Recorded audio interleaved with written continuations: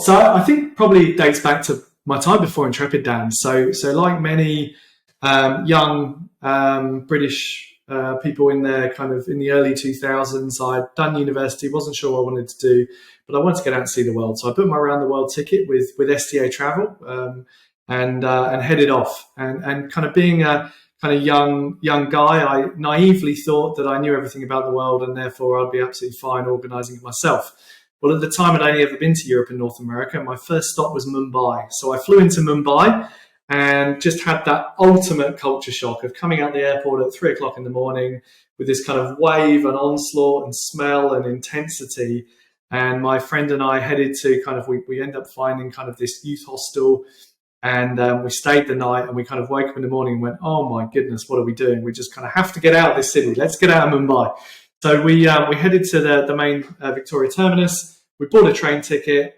Our Lonely Planet told us it was 17 hours from Mumbai down to the south of India. And we were going to head down to Kerala and explore down there. And we got the ticket, jumped on the train, and within a few hours we were off. And after a few hours, it came to our notice that we weren't following the new Konkan Railway down the kind of coast of India. But we were heading into Pune and then heading inland. And eventually we asked one of the ticket guards, are we on the train to Kerala, to Kochi? He said, yeah, absolutely. Well, when do we arrive? And will we arrive in 2.5 days' time? What do you mean 2.5 days? It's 17 hours, isn't it? And lo and behold, we hadn't booked the 17-hour journey from Mumbai down to Kochi. We'd booked the 42-hour journey, which went right across the kind of country through the Western Ghats down to Kochi. And one that was kind of, the importance of buying your trips and experiences through a established operator like Intrepid would have done and show us the experience. But there was still a beauty in it too. And I do remember on the second day, as kind of the sun was setting and we're getting our beds ready and set for the evening, a sadhu, an Indian holy gentleman, came and shared the cabin with us.